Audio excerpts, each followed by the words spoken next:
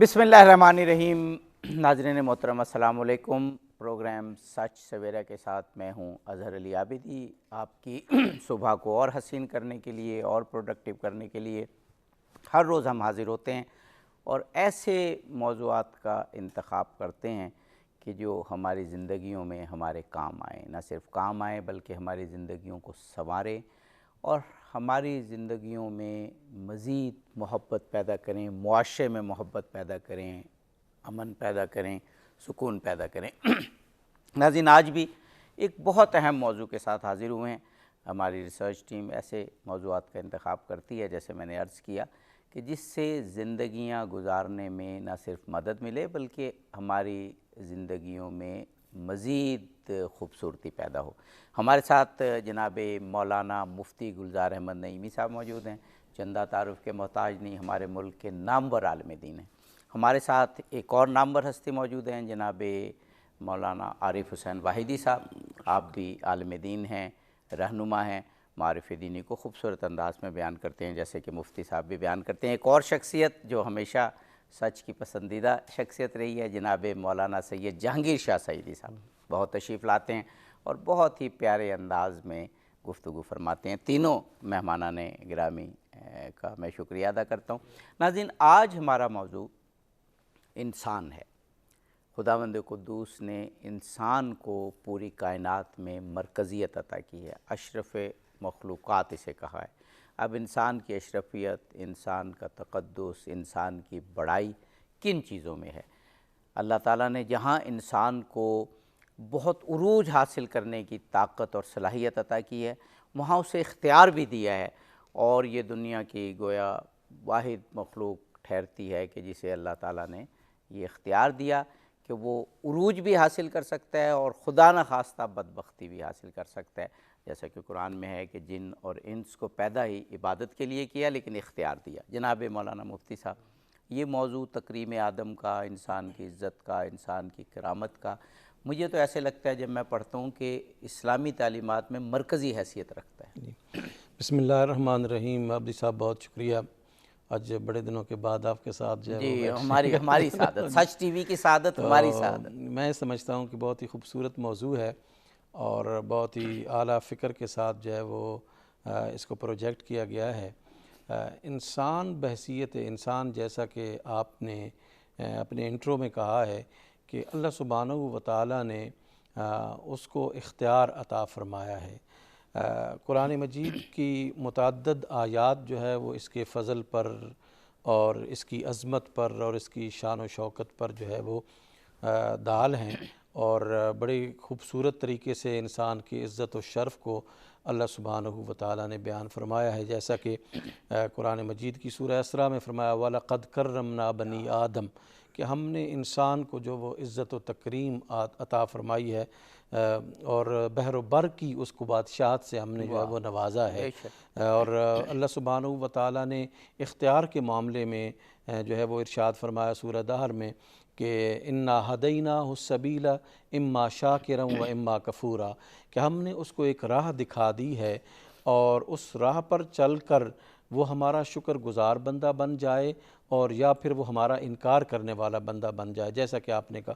تو انسان کو جو اللہ نے اختیار عطا فرمایا ہے، اس اختیار کی بنیاد پر ہی اس کی عظمت ہے، اور اس اختیار کی بنیاد پر ہی وہ ذلت و رسوائی کی عمیق گہرائیوں میں جو ہے وہ گر جاتا ہے۔ اور ایک چیز جو اللہ سبحانہ و تعالیٰ نے اس کو دی ہے وہ اختیار، اس اختیار کی ہی باز پرس ہوگی۔ دیکھیں، اس مخلوقات عالم میں اللہ نے بے شمار مخلوقات کو جو ہے وہ خلق فرمایا ہے، لیکن کسی کو اختیار جو ہے وہ عطا نہیں فرمایا ہے۔ اس وجہ سے کسی کی باز پرس بھی نہیں ہے۔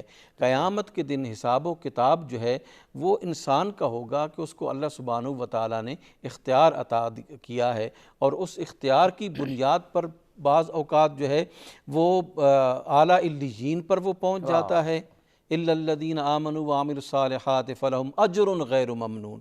جب وہ ایمان لاتا ہے اور پھر عمل صالح کرتا ہے تو ایک نہ ختم ہونے والا اجر اللہ اسے عطا فرماتا ہے کہ وہ اپنے خاص بندوں میں اور اپنے خاص قرب میں اس کو لے آتا ہے۔ سبحان اور اللہ۔ پھر جب وہ انسان جو ہے وہ اس کو چھوڑتا ہے تو پھر جو ہے وہ کار مذلت میں گر کر وہ ذلت اور رسوائی کی اتھاہ گہرائیوں میں گر بے جاتا ہے۔ شک بے شک بے شک جناب مولانا عارف حسین واحدی صاحب بہت اچھی تمہید باندھی ہے اس پروگرام کی جناب مولانا مفتی گلزار احمد نعیمی صاحب نے، کہ انسان کی عزت، انسان کی کرامت اس کے اختیار میں پوشیدہ ہے، لیکن اس اختیار کا پھر صحیح استعمال، کہ اللہ تعالیٰ نے جو اس میں ایک پوٹینشل رکھی ہے، ایک صلاحیت رکھی ہے، اس کے ذریعے پھر وہ بڑائی حاصل کرے، بزرگی حاصل کرے، ثمرات حاصل کرے۔ بسم اللہ الرحمن الرحیم۔ میں عابدی صاحب آپ کا سچ چینل کا شکر گزار ہوں کہ اس وقت دنیا میں رائج اہم ترین موضوع حقوق انسانی کے حوالے سے آپ نے یہ موضوع رکھا اور ہمیں اظہار خیال کا موقع فراہم جی، یعنی ایک طرف جب کرامت ہے تو جی پھر وہیں پر انسان کے حقوق اور دوسرے انسان کی عزت اور تکریم شروع میں عرض ہوتی ہے۔ کروں کہ جتنے حقوق بیان کیے گئے ہیں انسانی، وہ میں سمجھتا ہوں اسی کرامت کی وجہ سے ہیں۔ جی بے شک، ایک حقوق ہیں جو ہم نے لینے ہیں، ایک حقوق ہیں جو ہم نے دینے ہیں۔ جی بے شک، اسلام جو حقوق انسانی پہ زور دیتا ہے نا، وہ حقوق دینے پہ زیادہ زور دیتا ہے۔ حقوق لینے پہ بھی ہے لیکن حقوق دینے پہ زیادہ زور ہے۔ یعنی ہم نے والدین کے حقوق کا خیال کرنا ہے، ہم نے یتیموں کے حقوق کا خیال کرنا ہے، ہم نے حیوانوں کے حقوق کا خیال رکھنا ہے، یہ ہے جو ہم نے حقوق دینے ہیں۔ وہ جو کرامت انسانی ہے، میں یہاں یہ وضاحت کروں گا کہ حقوق انسانی کی جو تاریخ ہے، آج کی دنیا جو جس کو آپ ماڈرن دنیا کہتے ہیں، وہ اپنے بقول وہ پڑھے لکھے اور بڑی پیش رفتہ دنیا کہتے ہیں، وہ جو حقوق انسانی کی بات کرتے ہیں وہ تقریباً 300 سال 250 سال سے حقوق انسانی کی بات کر رہے ہیں۔ لیکن الحمدللہ اسلام، اگر امام زین العابدین علیہ السلام کو رسالت الحقوق جو ہے اس کو دیکھا جائے، اور آج جب مغربیوں کے پاس اور ان لوگ کے پاس پہنچتا ہے تو وہ حیران ہوتے ہیں کہ ہماری تاریخ جو حقوق انسانی کی ہے وہ تو ہے 250-300 سال، لیکن یہ تو 1400 سال پہلے سے رسالت الحقوق موجود ہے۔ بلکہ میں کہوں گا کہ جیسے مفتی صاحب نے فرمایا وَلَقَدْ كَرَّمْنَا بَنِي آدَمَ وَحَمَلْنَاهُمْ فِي الْبَرِّ وَالْبَحْرِ، یہاں سے ایک فرق ہے مغربیوں کے درمیان اور ہمارے درمیان۔ جو انسان کی عظمت ہے وہ انسان کی آزادی کو وہ پہلا نقطہ قرار دیتے ہیں، ہم انسان کی کرامت اور شرافت کو پہلا نقطہ قرار دیتے ہیں۔ قرآنی نقطہ نظر سے کرامت اور شرافت دیکھیں، اب وہ عورت کی آزادی، میں یہاں ایک مثال دینا چاہتا ہوں۔ عورت کی آزادی کیا ہے؟ عورت کو استعمال کر رہے ہیں، عورت سے استثمار کر رہے ہیں عورت کا، اور اس سے اس کو نیم عریان اور عریان اور فحاشی اور اس میں استعمال کر کے، میں یہ سمجھتا ہوں اسلام کے نزدیک، بلکہ اگر کوئی انسانیت کہیں موجود ہے ان کے نزدیک، یہ عورت کی تذلیل ہے، عورت کے حقوق کی خلاف ورزی ہے، یہ عورت کی عظمت نہیں ہے، یہ عورت کے لیے ذلت کا مقام ہے، اور عورت کو یہ مغربی معاشرہ اور یہ لوگ جو ہے وہ غلط طور پر استعمال۔ لیکن اسلام نے عورت کو جب اسلام آیا اس وقت سے عزت دی، اور آج تک عورت کو وہی عزت اسلام دیتا ہے۔ یہ جو چادر پہنانا ہے، یہ جو حجاب پہنانا ہے، یہ عورت کی عزت اور عظمت کی وجہ سے ہے، لیکن اس عورت کو آزادی کے نام پر اس طرح استعمال کرنا، حتیٰ اپنی معیشت کے لیے استعمال کرتے ہیں، اکنامکلی استعمال کرتے ہیں، عورت کو اس کی تذلیل کر کے اسے ان چیزوں کے لیے استعمال کرتے ہیں۔ اسلام ان چیزوں کی قطعاً اجازت نہیں دیتا۔ اب ہندوستان میں جو مسئلہ اٹھا ہوا ہے حجاب کا، میں سمجھتا ہوں کہ مسلمانوں کو بھرپور آواز اٹھانی چاہیے کہ یہ حقوق انسانی اور حقوق زنان کی انتہائی توہین ہے، کہ وہاں جو مسلمان عورتیں جو حجاب کرنا چاہتی ہیں وہ حجاب کریں، اور یہ ان کا حق ہے، بنیادی انسانی حقوق میں یہ بات آتی ہے، اور اقوام متحدہ اور عالمی ادارے جو ان کو بھی اس پہ آواز اٹھانی چاہیے۔ یہ شرافت اور کرامت انسانی کے خلاف ہے کہ انہیں حجاب سے روکا جائے۔ جی جناب مولانا سید جہانگیر شاہ سعیدی صاحب، جہاں انسان کی کرامت ہے، اس کی عزت ہے، وہیں پر ایک دوسرے کے حقوق کا خیال رکھنا یہ بھی فرض ہے، کیونکہ یہ کرامت ہی تو ہے جو انسان کو خاص حقوق ادا کرتی ہے۔ میں تو ایک ایسی حدیث پڑھ رہا تھا، جب میں نے پڑھی تو میں نے اس کو دوبارہ پڑھا کہ اس حدیث کا مفہوم کہ اگر آپ کسی انسان کی عزت کرتے ہیں گویا آپ نے اللہ کی عزت کی، یعنی انسان کی عزت کو اس پیمانے پہ ناپا گیا ہے، تو وہ حدیث پڑھ کے تو انسان کی کرامت کا بے انتہا پتہ چلتا ہے۔ بسم اللہ الرحمن الرحیم. عابد صاحب بہت شکریہ آپ کا اور سچ ٹی وی کا. بہت ہی خوبصورت موضوع ہے اور میں سمجھتا ہوں کہ اس وقت اس موضوع کی بہت زیادہ اہمیت ہے کہ انسان کو اپنا کھویا ہوا جو وقار ہے اس کو دوبارہ لینا چاہیے اور سمجھنا چاہیے کہ ایک انسان کو کہ انسان کا وقار ہے کیا. یہ اشرف المخلوقات ہے اور اسلام نے جتنے انسان کو حقوق دی ہیں اور وہ انسان کسی بھی شعبے سے تعلق رکھتا ہو, کسی کو اسلام نے انسان کو محروم نہیں کیا. صحیح. اور جہاں تک آپ نے یہ کہا کہ کسی انسان کے حقوق کا خیال کرنا, دراصل اللہ کی ذات کو پانا ہے تو انسانیت کی خدمت کرنی, انسانیت سے محبت کرنا ہے. بالکل. اس موقع پر مجھے وہ حدیث یاد آ گئی کہ اللہ تعالیٰ بندے سے پوچھتا ہے کہ فلاں بندہ بیمار ہوا, تو نے اس کی عیادت نہیں کی. میں بیمار ہوا, اللہ فرماتا ہے میں بیمار ہوا, تو نے عیادت نہیں کی.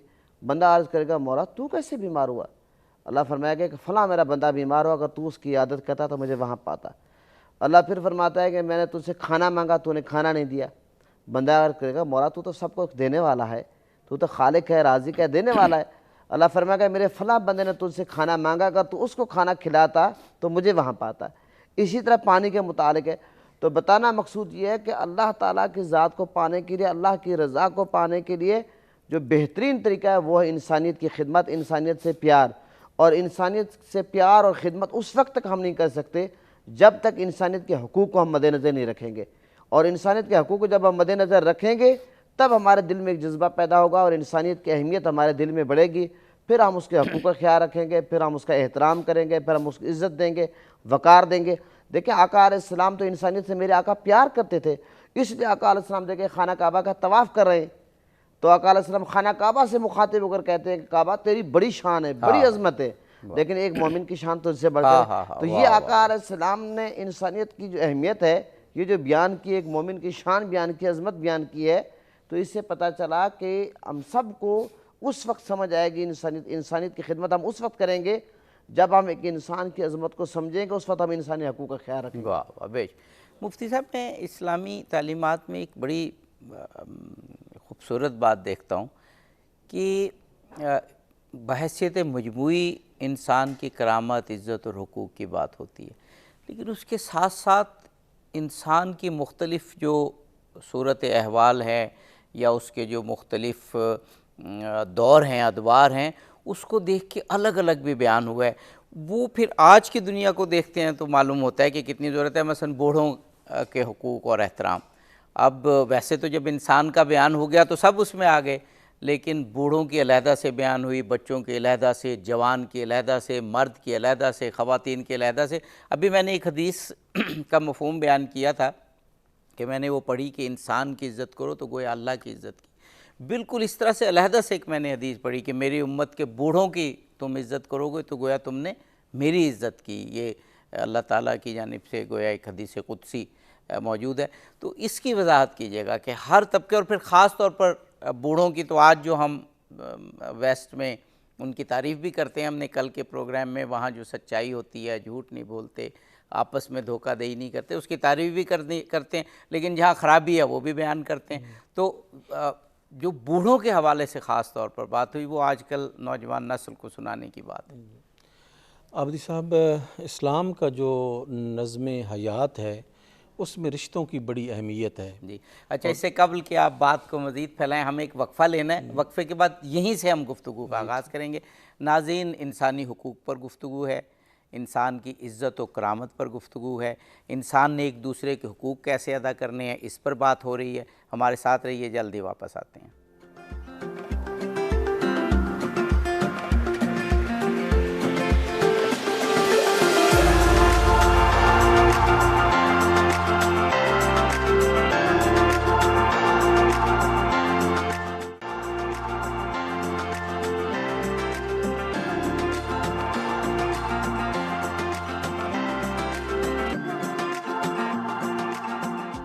ناظرین, پروگرام میں آپ کو ایک مرتبہ پھر خوش آمدید کہتے ہیں. انسانی کرامت کی, انسان کی عزت کی اور انسانی حقوق کی بات ہو رہی ہے. ہمارے ساتھ جناب مولانا مفتی گلزار احمد نعیمی صاحب موجود ہیں, جناب مولانا عارف حسین واحدی صاحب موجود ہیں اور جناب مولانا سید جہانگیر شاہ سعیدی صاحب موجود ہیں. جناب مفتی صاحب, وقفے سے قبل رشتوں کی بات ہو رہی تھی اور پھر خاص طور پر جو ہماری سوسائٹی میں جو بوڑھے لوگ ہوتے ہیں, جو بزرگ ہوتے ہیں, ان کی بات ہو رہی تھی کہ ان کے بھی خاص حقوق اسلام نے متعین کیے ہیں۔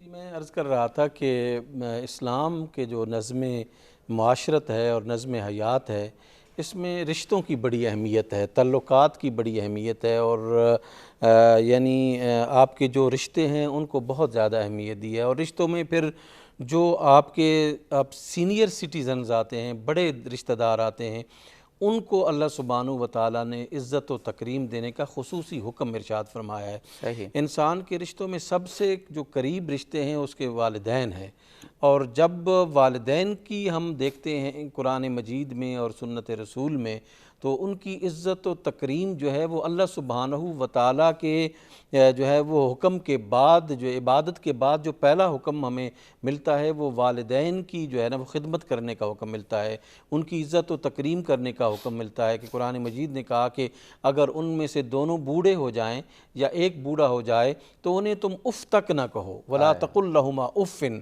ان کو اف تک نہ کہو۔ اس کے بعد پھر آپ دیکھیں کہ ان کے جو رشتہ دار ہیں، یعنی والدین کے جو رشتہ دار ہیں، ان کو عزت و تکریم دینے کا حکم جو ہے وہ ارشاد فرمایا گیا۔ چچا ہے، تایا ہے، والدہ کی طرف سے ماموں ہے، یہ تمام رشتوں کو جو ہے وہ یعنی ہمیں حکم دیا گیا ہے کہ ہم ان کی عزت و تکریم کریں۔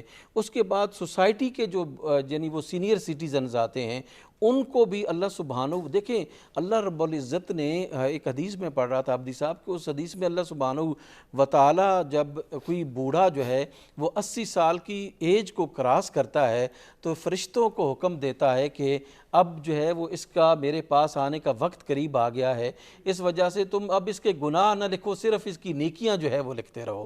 یعنی خود عزت و تکریم اللہ سبحانہ و تعالیٰ جو ہے وہ بوڑھوں کو عطا فرماتا ہے۔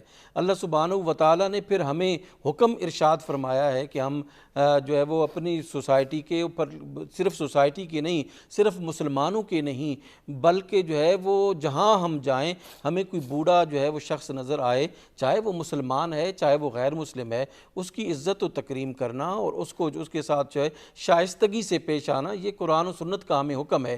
اب دیکھیں جنگ ایک ایسا موقع ہوتا ہے کہ جہاں پر دشمن تو دشمن ہوتا ہے، چاہے وہ بوڑھا ہو، چاہے وہ عورت ہو، چاہے وہ جو بچہ ہو، دشمنوں کے بوڑھوں کو بھی اللہ سبحانہ و تعالیٰ کے پیارے نبی نے حکم ارشاد فرمایا کہ جب تم جنگ کے لیے جاؤ تو ان کے بوڑھوں کو بھی تم قتل نہ کرو اور ان کو ایذا نہ دو، اسی طرح ان کے بچوں کو ایذا نہ دو، ان کی عورتوں کو جو ہے وہ ایذا نہ دو۔ تو یہ جو سینئر سٹیزنز کا تصور جو ہے وہ ادھر ہے، وہ یہاں نہیں ہے۔ اسلام نے جو ہے ان کی عزت و توقیر کرنے کا حکم ارشاد فرمایا ہے اور ان کو وہ مقام دینے کا ارشاد فرمایا ہے جو اپنے والدین کی عزت و تکریم کے حوالے سے جو ہے نا وہ ہوتا ہے۔ جناب قبلہ واحدی صاحب، مفتی صاحب کی بات سے میرے ذہن میں ایک سوال دور حاضر کے حوالے سے آیا۔ یہ اب ہم روز ٹی وی پہ دیکھ رہے ہیں، یہ روس اور یوکرین کی جو جنگ جاری ہے کہ کس طرح بوڑھے، بچے اور خواتین پیس رہے ہیں، اور دونوں طرف کی ہم نشریات دیکھ رہے ہیں، دونوں طرف کے ٹی وی چینلز دیکھ رہے ہیں، لیکن ایک چیز جو قدرے مشترک ہے وہ یہی ہے کہ جو لڑ رہے ہیں وہ تو لڑ رہے ہیں، لیکن بوڑھے، بچے، خواتین جس قسمہ پرسی کی حالت میں اور ملینز کی تعداد میں، اب لاکھوں بھی پیچھے رہے، ہزاروں اور لاکھوں تو پیچھے رہ گئے، ملینز کی تعداد میں اپنے ہی ملک میں یا تو ایک جگہ سے دوسری جگہ نقل مکانی کر رہے ہیں یا ساتھ والے ملکوں میں جا رہے ہیں، تو وہ انسانیت کی تکریم تو بہت مجروح ہوتے معلوم ہوتی ہے۔ میں عرض کروں کہ اسلام ایک ایسا جامع دین ہے، آئین ہے، ایک سسٹم ہے، نظام ہے کہ اس نے ہر کسی کے حقوق کا خیال رکھا ہے۔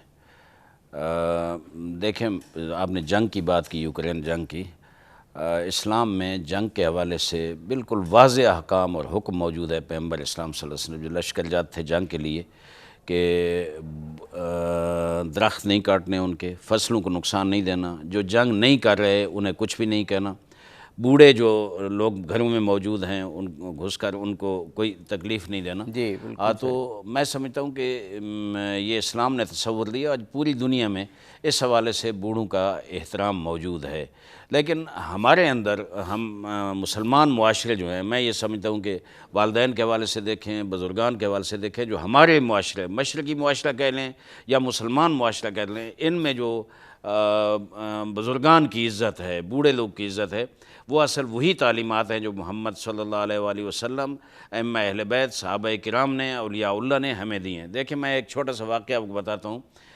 سب کو معلوم ہوگا لیکن موضوع کے ساتھ ٹچ دینے کے لیے امام حسن اور امام حسین علیہ السلام مسجد میں موجود ہیں اور ایک بوڑھا آدمی وضو کر رہا ہے، تو وہ وضو غلط کر رہا ہے۔ اب دونوں شہزادوں نے یہ مناسب نہیں سمجھا کہ اس بوڑھے کی توہین ہو، چونکہ بزرگ ہے، سفید ریش ہے، تو انہوں نے بجائے اس کے کہ اسے کہیں کہ آپ کا وضو غلط ہے، ان کا احترام اور تکریم کرتے ہوئے انہیں کہا کہ بزرگوں ہم وضو کرتے ہیں، آپ ذرا چیک کریں کہ ہمارا وضو ٹھیک۔ کتنی بڑی عزت ہے، یعنی امام ہیں، معصوم ہیں، شہزادے ہیں، آپ واضح کہہ سکتے تھے اور شاید وہ مائنڈ بھی نہ کرتے، لیکن انہوں نے ہمیں سکھایا ہے کہ بزرگوں کی، بوڑھوں کی تکریم کی جاتی ہے، احترام کیا جاتا ہے، اس طرح انہیں روکنا ٹوکنا یہ مثبت انداز، پازیٹیو انداز میں ہو، نیگیٹو انداز میں قطعاً نہ ہو۔ اس کے علاوہ جو والدین کے حوالے سے ہے، ہم سمجھتے ہیں کہ قرآن کی جو آیات ہیں اقیم الصلاۃ کے حوالے سے، وآتوا الزکوٰۃ کے حوالے سے، ان میں اکثر جگہوں پہ ساتھ و احسانم بالوالدین لکھا ہوا ہے، یعنی والدین کے ساتھ نیکی کرو۔ اور صلہ رحمی جو ہے، یہ بہت سے حقوق ہیں میں نے نوٹ کی ہوئے ہیں اسلام نے جو دیے ہیں، اور یہ تو حد احساس سے بالاتر ہیں، اس میں صلہ رحمی اور قطع رحمی۔ دیکھیں آپ کے عزیزان معاشرے کو اچھا بنانے، اور آج جو معاشرے کی بیماریاں ہیں، میں یہ سمجھتا ہوں کہ خصوصاً شہری جوانوں کو اور شہری لوگوں کو متوجہ کروں گا کہ آج وہ رشتہ داری اور وہ صلہ رحمی جو ہے وہ ختم ہو چکی ہے۔ آج آپ ایک ہی شہر میں، ایک ہی محلے میں اکٹھے رہتے ہیں، لیکن رفت و آمد خوشی غمی کے علاوہ کسی وقت نہیں ہوتی۔ پھر ہم کہتے ہیں کہ آج کی دنیا میں برکت ختم ہو گئی ہے، جی ختم تو ہو وہ گئی۔ جو برکت ختم ہونا ہے اس کی ایک وجہ یہ بھی ہے۔ صلہ رحمی کے بارے میں اس حد تک ہے کہ اگر آپ کا رشتہ دار آپ کے ساتھ زیادتی کرتا ہے، آپ صلہ رحمی کرتے ہوئے آپ اس کے پاس چلے جاتے ہیں اور اس کا احترام کرتے ہیں، اس کی تعظیم کرتے ہیں، تکریم کرتے ہیں، اللہ تعالیٰ آپ کی عمر میں اضافہ کرے گا، روز قیامت آپ کے چہرے کو نورانی کرے گا، اس حد تک ہے۔ اور جو قطع رحمی کرے گا اس کے بارے میں احادیث معتبر موجود ہیں، آگے اللہ تعالیٰ اس کی عمر کم کر دے گا، حتیٰ اس حد تک ہے کہ جوانی کی موت اسے ملے گی جو قطع رحمی کرے گا اور رشتہ داروں کے ساتھ صلہ رحمی نہیں کرے گا۔ تو اسلام نے جو اچھا آقا صاحب، جو آپ بات فرما رہے ہیں نا، اس پر تو ہمارا ایمان ہے، جب حدیث ہو گئی، قرآن ہو گیا، حدیث ہو گئی، ہمارا ایمان ہو گیا۔ لیکن میں ایک جسٹ ناظرین کو بتانے کے لیے کہ جدید دور میں جو ریسرچ ہوئی ہے اس میں بھی یہ بتایا گیا ہے کہ جو لوگ سوشل ہیں اور جو دیتے ہیں اور جو رشتہ داروں سے ملتے ہیں، یہ میں جو ویسٹ کی بڑی یونیورسٹیز میں ریسرچ ہوئی ہے اس کی بات کر رہا ہوں، ان کی عمریں بہت زیادہ ہوتی ہیں، اس کو یعنی سائنٹیفکلی پروف اس کو کیا۔ میں ایک مثال آپ کو دیتا ہوں، میں ایک دیہات کا رہنے والا ہوں، مفتی صاحب بھی اسی علاقے کے ہیں الحمدللہ، شاہ صاحب کا مجھے نہیں پتہ، شاید دیہاتوں میں یہ رواج اب تک ہے۔ کسی دور میں بجلیاں نہیں ہوتی، ٹی وی چینل نہیں ہوتے، انٹرنیٹ نہیں ہوتے تھے، وہ ہر روز شام کو جب کام کار سے فارغ ہوئے، رات مغرب کی نماز کے وقت کھانا کھایا اور پھر رات ایک دوسرے گھر میں وہ لالٹین اٹھا کر چلے جاتے تھے بیٹھنے کے لیے، عورتیں اور مرد چلے جاتے ان گھر، کبھی وہ آ جاتے تھے۔ یہ جو محفلیں ہوتی تھیں، میں سمجھتا ہوں ان میں ایک زندگی کا سرور ہوتا تھا، اور وہ یہی اسلامی معاشرہ ہے جو اسلام نے سکھایا۔ ہمسایوں کا خیال آپ اندازہ کریں نا، اس حد تک تاکید ہوئی اللہ تعالیٰ کی طرف سے ہمسایوں کے حقوق کے حوالے سے کہ پیغمبر گرامی اسلام ارشاد فرماتے ہیں کہ مجھے یہ ڈر لگا کہیں ہمسائے میرے وارث تو نہیں بناتا اللہ تعالیٰ۔ واہ واہ، بے شک۔ ابھی سعیدی صاحب کی بات کی مولانا نے، تو آپ تو ہمارے ملک کے ایک بڑے خوبصورت خطے بلوچستان سے تعلق رکھتے ہیں، اور وہ جو اقبال نے کہا تھا نا کہ فطرت کے مقاصد کی کرتا ہے نگہبانی، یا بندہ صحرائی یا مرد کوہستانی، تو آپ تو کوہستان کے علاقے کے ہیں، اور وہاں کی روایات بھی آپس میں پیار اور محبت کے حوالے سے بہت مضبوط ہیں، فرمائیے گا۔ جی میں عرض کروں گا کہ ہماری بدقسمتی کہ اب یہ دور حاضر میں یہ دوریاں ہوتی جا رہی ہیں۔ پہلے یہ ہوتا تھا کہ لوگ بہت ایک دوسرے کے کلوز تھے۔ میں گزشتہ جمعہ بات کر رہا تھا زکوٰۃ کے حوالے سے، میں نے کہا اب یہ رمضان آئے گا، بہت سارے لوگ ٹیلی ویژن پہ کال کر کے کہیں کہ ہم زکوٰۃ کے اتنے پیسے دیں گے کسی اینکر کو اور کسی کو، لیکن زکوٰۃ ہو، صدقہ ہو، فطرانہ ہو، سب سے پہلے تو لوگوں کو چاہیے کہ اپنے عزیز اقربا رشتہ دار جو ہیں ان کا خیال کریں، کیونکہ حدیث میں آتا ہے کہ ایک پیسہ آپ لگاتے ہیں کسی اور پہ اور ایک اپنے آپ رشتہ داروں پہ لگتا ہے، آپ کو ڈبل ثواب ملتا ہے، کیونکہ ایک تو آپ ادائیگی کر رہے ہیں، دوسرے نمبر پہ صلہ رحمی ہے۔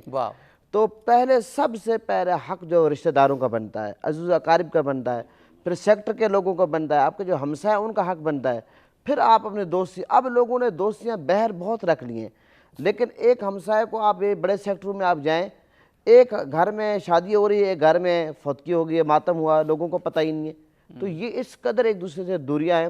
میں سمجھتا ہوں یہ جو درمیان میں فاصلے ہیں کہ یہ نفرتوں کی دیواریں ان کو ختم کرنا چاہیے. ہمیں ایک دوسرے کے قریب آنا چاہیے, ایک دوسرے کا خیال کرنا چاہیے, ایک دوسرے سے ہمدردی کرنی چاہیے, ایک دوسرے کا کام آنا چاہیے. دیکھیں بات یہ ہے کہ جب ہم ایک دوسرے سے محبت کریں, جس طرح حدیث پاک میں آتا ہے آقا علیہ السلام کا فرمان ہے کہ مسلمان کا بھائی ہے, اور نہ وہ اس پر ظلم کرتا ہے, نہ اس کو بے یار و مددگار چھوڑتا ہے. اور یہاں تک فرمایا جو دنیا میں کسی کو مشکل مقام آتا ہے اللہ تعالیٰ قیامت کے اس کی مشکل آسان کرے گا. جو دنیا میں کسی کے پردہ پوشی کرتا ہے اللہ دنیا میں اس کا پردہ پوشی کرے گا. تو بہرحال اسلام کی خوبصورتی ہے, اور ہمارے الحمدللہ پاکستان کی کلچر کی خوبصورتی ہے کہ یہاں پر لوگ ایک دوسرے کا کام آتے ہیں. ہاسپٹل کو مریض ہو اس کی عیادت کرنے جاتے ہیں, کوئی بندہ اگر بیمار ہو اس کے یعنی کہ مریض کی عیادت کرنا, کوئی بندہ فوت ہو جائے اس کے جنازے میں جانا. پھر یہاں تک لوگ 40 دن تک, ہمیں یاد ہے کہ لوگ جب فوت ہو جاتا تھا گاؤں میں لوگ بیٹھے ہوتے تھے. اب تو یہ ہے کہ 7ویں تک لوگ نہیں بیٹھتے, 3 دن تک نہیں بیٹھتے دن. اور شہروں میں تو آپ کو پتہ ہے کہ پہلے کل تیسرے دن ہوتے تھے, اب لوگ کہتے ہیں کہ دوسرے دن کل کرو, لوگوں کو جلدی ہے, لوگوں نے واپس جانا ہے. تو یہ دن پر دن یہ جو ہے کیا ہے ہماری دوری ہوتی جا رہی ہے. تو میں سمجھتا ہوں اور اس سے کہ معاشرے کا ہی نقصان ہو رہا ہے. ہمیں ایک دوسرے کے قریب آنا چاہیے, محبتوں کو اور پیار کو مفتی صاحب مجھے وہ یہ جو بھی بات بڑی صحیح کی کہ شہروں میں خاص طور پر جو ہے وہ دوریاں اتنی ہو گئی ہیں کہ یہ حقیقی واقعہ ہے کہ, اور شاید ایک سے زیادہ جگہ ہوا کہ ساتھ والے گھر میں باقاعدہ ٹرک آیا اور سامان اس میں بڑے قاعدے کرینے سے بھرا گیا اور شفٹنگ ہو گئی. 3 دن بعد جو ہے وہ ہمسائے آئے کہ ہمارا سارا گھر لٹ گیا, آپ کو پتہ ہی نہیں چلا. تو وہ کہنے لگے کہ ہم تو سمجھے آپ شفٹنگ کر رہے ہیں, باقاعدہ ٹرک آیا بڑے قاعدے کرینے سے سارا سامان لادا جا رہا ہے, تو ہم تو کیونکہ آپ کی شکلیں ہی نہیں پہچانتے تھے تو ہم سمجھے آپ جا رہے ہیں. تو یہ حقیقی واقعات ہوئے ہیں. تو میرا خیال ہے کہ پورا معاشرہ ہی نقصان میں آتا ہے جب آپس میں ایک دوسرے سے محبت نہ ہو, عزت نہ ہو, حقوق کا خیال نہ ہو. دیکھیے میں آپ کو عرض کروں نا کہ ہم اپنی جو اسلامک ویلیوز ہیں نا ان سے بہت دور ہوتے جا رہے ہیں. بنیاد جو ہماری ہے, دیکھیں یہ جو ٹریڈیشنز ہیں نا اور کلچر, اس کی ڈیولپمنٹ آپ جو ہے وہ اس پر ریسرچ کرتے ہیں اور آپ کو پتہ ہے کہ یہ دہائیوں سے نہیں بنتی. بالکل یعنی یہ جو ہے وہ صدیاں لیتی ہے. بالکل. اور صدیوں میں یہ کلچر ڈیولپ ہوتا ہے اور صدیوں میں روایات جو ہے وہ بنتی ہیں, اور ان روایات پر جو ہے بڑی انویسٹمنٹ ہوتی ہے, دونوں طرف سے انویسٹمنٹ ہوتی ہے. اور یہ رشتوں کا جو احترام ہے اور رشتوں کا جو ادب ہے, اس کو ہم نے صدیوں کی محنت کے بعد جو ہے وہ اس مقام تک لے کے آئے تھے. اب دیکھیں ہمارے علماء میں آپ کو پتہ ہے کہ ظاہر ہے کہ دلائل کی بنیاد پر گفتگو کی جاتی ہے, لیکن میں نے متعدد اپنے جو ہے وہ علماء کرام کو پڑھا کہ وہ جہاں کوئی بڑا عالم دین اپنی رائے دیتا تھا اس کے مقابلے میں اختلاف کے باوجود وہ خاموش رہتے تھے کہ وہ میرے سے عمر میں سینئر ہے, اس وجہ سے مجھے اس کا ادب و احترام کرنا چاہیے. اسی طرح گھر کے اندر جو ہے اگر چچا جو ہے وہ بیٹے سے اختلاف کرتا یا بھتیجا جو ہے وہ چچا سے اختلاف کرتا تو والد اس کو کہتا بیٹا یہ تمہارا چچا ہے, یہ تمہارا ماموں ہے, اس کی بات کا احترام کرو. تو وہ احترام کے رشتے کہاں سے ہمیں ملے تھے؟ یہ ہمارے خاندانی جو پس منظر تھا اس کی وجہ سے ہمیں ملے تھے. اب ہوا یہ کہ ہم نے بلائنڈ فیتھلی جو ہے وہ اس کلچر کو اڈاپٹ کرنے کی کوشش کی ہے, جو کلچر یہ بتاتا ہے کہ یعنی میاں بیوی جو ہے وہ ایک پارٹنر کے طور پر زندگی گزاریں, ایک میاں بیوی کی حیثیت سے زندگی نہ ہو. وہ کلچر اجنبیت پیدا کرتا ہے, قربت پیدا نہیں کرتا. ہاں, شہروں میں جو اجنبیت جو بات آپ نے کی ہے یہ اجنبیت کی وجہ سے ہے نا. دیکھیں نا, اسلام نے تو ہمیں یہ کہا ہے کہ ایک مرد کے 2 باپ ہیں, ایک وہ ہے جس نے اسے پیدا کیا ہے اور ایک وہ ہے جو اس کی بیوی کا باپ ہے. جی یعنی اس حد تک رشتوں کو کلوز کرنے کا. تو یہاں پر باپ کے حقوق آ جاتے ہیں, باپ کے حقوق جو ہے نا وہ آ جاتے ہیں. شادی کی تو ساس سسر مرد عورت دونوں کے لیے بالکل باپ کے حقوق والا درجہ. اب آپ اگر جو ہے وہ اپنے سسر کی عزت و تکریم کریں گے تو ان رسپانس جو ہے وہ خاندان بھی آپ کے پوری فیملی کی جو ہے وہ عزت و تکریم کرے گا. تو ہم نے یہ جو انحراف ہے نا ہمارے اندر, اس انحراف کو روکنے کی ضرورت ہے. اور یہ انحراف جو ہے وہ ہم 2 طریقوں سے روک سکتے ہیں. ایک تو محراب و منبر اس میں اپنا کردار ادا کرے اور اپنی ٹریڈیشنز کو زندہ کرنے کے لیے روایتی خطبات کے علاوہ ان جو کرنٹ ایشوز ہیں ان پر جو ہے وہ گفتگو کی جانی چاہیے. اور دوسرا جو ہے ہمارا جو میڈیا ہے, میں یہ سمجھتا ہوں کہ اس میڈیا کہ اس دور میں جہاں پر یعنی مغربی کلچر کو امپوز کیا جا رہا ہے ہمارے سوسائٹی میں، سچ ٹی وی اور اس طرح کے جو ہمارے چینلز ہیں، یہ اللہ کی رحمت ہے کہ یہ اپنی جو روایات پر جو ہے وہ اور موضوعات بھی وہ باندھتے ہیں جو روایات سے جڑے ہوئے ہوتے ہیں۔ مغرب تو اب یہ صرف کہنے کی بات نہیں ہے، ایسے شواہد ہیں، لوگ آتے جاتے ہیں، دنیا اب گلوبل ویلیج ہو گئی ہے، مغرب تو واپس آنے کی کوشش کر رہا ہے۔ جی جی، یعنی وہ شہروں میں اور وہاں کے ایون دیہاتوں میں بھی جو اجنبیت پیدا ہوئی، وہ جس کو کہتے ہیں پرائیویسی، جی جی، کہ اپنی وہ بھی ایک خاص حد تک ہے، اسلام اس کا بھی احترام کرتا ہے، لیکن جو اس قدر پرائیویسی کے ایک دوسرے سے دور ہو جائیں اور بوڑھوں کا خیال نہ کریں، بچوں کا ادب نہ کریں، بچوں سے شفقت سے پیش نہ، مغرب اب اس سے واپس آنے کی کوشش کر رہا ہے۔ دیکھیں میں آپ کو عرض کرتا ہوں، مغرب نے ہمیشہ جو ہے نا وہ بعض چیزوں کو ایڈاپٹ کیا ہے، جب ایڈاپٹ کیا ہے تو اس کو کہا کہ انسانیت کی فلاح کے لیے جو ہے اس سے بڑھ کر کوئی چیز نہیں ہے۔ اب وہ مین میڈ جو چیزیں ہیں نا جی، مین میڈ چیزیں، ان کو اگر ایڈاپٹ کریں گے اور وہ عیسائی اور یہودی جو ہے وہ اپنے اپنے انبیاء کے کلچر جو انہوں نے دیا تھا ان کو نگیٹ کر کے ختم کر دیں گے تو مین میڈ چیزیں جو ہیں وہ تو کبھی ٹھیک ہوتی ہیں، کبھی ٹھیک نہیں ہوتی ہیں۔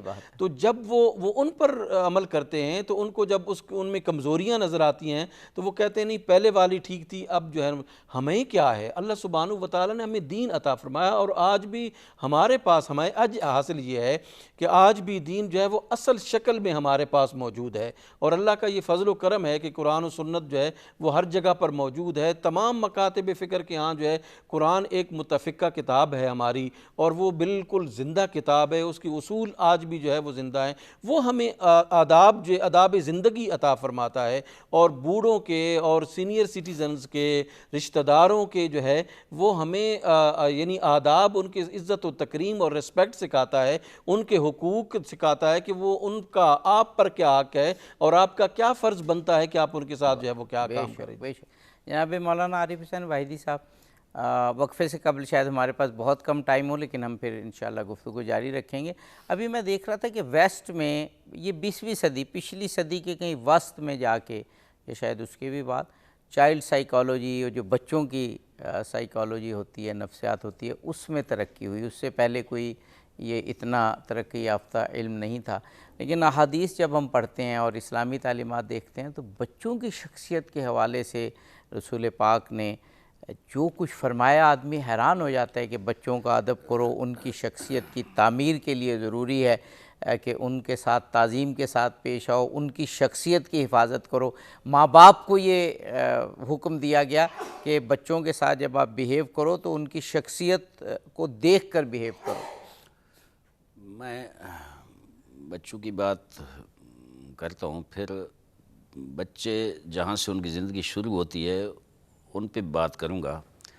معاشرے میں میری نظر ہمیشہ یہ ہوتی ہے کہ معاشرے میں جو بیماریاں ہیں ان کو مد نظر رکھا جائے۔ ضرور جو حضور اکرم صلی اللہ علیہ وسلم ائمہ اہل بیت نے جو فرمایا ہے، بچہ جب ماں کے پیٹ میں ہو تو ماں کے لیے ہدایات ہیں کہ وہ کیا سنے، کیا گفتگو کرے، کیا کھائے پیے۔ حتیٰ بعض بزرگان کے واقعات ہیں کہ اگر والدہ نے جب ماں کے پیٹ میں بچہ تھا ایک حرام لقمہ کھایا تو وہ اس بچے کی تربیت پہ اثر انداز ہوتا ہے۔ پھر بچہ جب پیدا ہوتا ہے اسے کس طرح سنبھالنا ہے، کس طرح اسے، حتیٰ ہمارے ایک بزرگ عالم دین فقیہ ہیں بہت بڑے، شیخ اعظم انصاری رحمۃ اللہ علیہ، جن نے فقہ کی بہت بڑی کتابیں لکھی ہیں، ان کی ماں سے کس نے پوچھا کہ آپ کو توقع تھی کہ آپ کا بیٹا اتنا بڑا مجتہد بنے گا؟ تو انہوں نے جواب میں کہا کہ مجھے اس سے زیادہ توقع تھی، اس لیے کہ جب سے میرے پیٹ میں یہ آیا ہے میں ہمیشہ وضو میں رہی، جب یہ پیدا ہوا میں نے کبھی بغیر وضو کے اس کو دودھ نہیں پلایا۔ یہ تربیت ہے۔ پھر حلال مال جو ہدایات ہیں حضور اکرم صلی اللہ علیہ وسلم کے کہ ماں جو دودھ پلائے وہ بھی حلال کا ہو، وہ حلال کھائے گی تو حلال کا دودھ، اور پھر ایسے ایسے اس بچے کی تربیت کے حوالے سے وہ جو سکھائی گئی چیز، میں سمجھتا ہوں کہ آج کے دور میں مغرب بہت سی چیزوں میں متوجہ ہوا ہے جو اسلامی تعلیمات ہیں، اسلام میں جو حقوق ہیں ان سے۔ جی ابھی یہ جو آپ فرما رہے ہیں اس پہ بڑی ریسرچ ہوئی ہے کہ جب بچہ جو ہے وہ اپنے تولید کے مراحل میں ہے تو ماں کیا سنے، سیکھتا ہے، کیا نہ سنے، بالکل جی، اور کیا کھائے کیا نہ کھائے، اس پہ بہت تحقیق ہوئی ہے، اور وہی جو تربیت پہ اثر انداز ہوتی ہیں یہ چیزیں۔ اور الحمدللہ 1400 سال پہلے حضور اکرم نے ان کے جو فرامین ہیں، جو اقوال ہیں، ان سے ہمیں پتہ چلتا ہے کہ آج 1400 سال بعد وہ تحقیق ہوئی ہے کہ ماں کے پیٹ میں بچہ ہو تو اس میں یہ چیزیں اثر انداز ہوتی ہیں۔ میں یہاں معاشرے میں ایک بہت بڑی بیماری ہے، اور حقوق کے حوالے سے جہاں ہم بات کرتے ہیں والدین کے حقوق کی، وہاں اولاد کے بھی کچھ حقوق ہیں۔ اگر درمیان میں کٹ گیا تو میں بعد میں مکمل جی کر جی ہاں مجھے بتانا۔ بالکل وہ جو اولاد کا حق ہے نا والدین پہ، ان میں دو چیزیں حدیث میں بیان ہوئی ہیں۔ ایک یہ کہ اس کا نام اچھا رکھا جائے، اس کا نام ایسا نہ رکھیں کل اس کے لیے توہین کا سبب ہو، جب بچوں کے ساتھ جائے، جب کلاس میں جائے، جب دوستوں کے ساتھ جائے تو نام اچھا رکھیں، اچھا نام انتخاب کریں۔ اچھا، آپ نے جو 3 باتیں بتانی ان میں سے ایک بات آپ نے بتائی کہ ماں باپ کا حق یہ ہے کہ وہ بچے کا نام جو ہے وہ اچھا رکھیں۔ باقی 2 باتیں بھی وقفے کے بعد انشاءاللہ ہم یہیں رکیں گے، اور وقفے کے بعد انشاءاللہ گفتگو کو متصل کریں گے آپ کی بات سے۔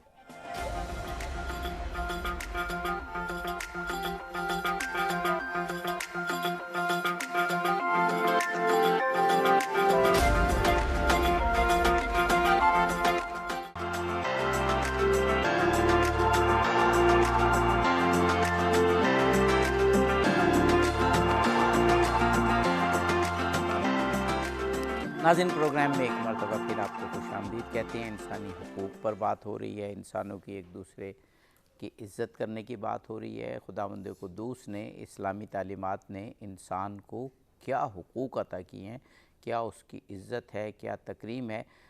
مذہب اسلام نے انسان کو جس طرح سے اشرف المخلوقات ہونے کا، اور یہ ظاہر ہے خداوند قدوس نے یہ عظمت انسان کو عطا کی ہے، اس پر گفتگو ہو رہی ہے۔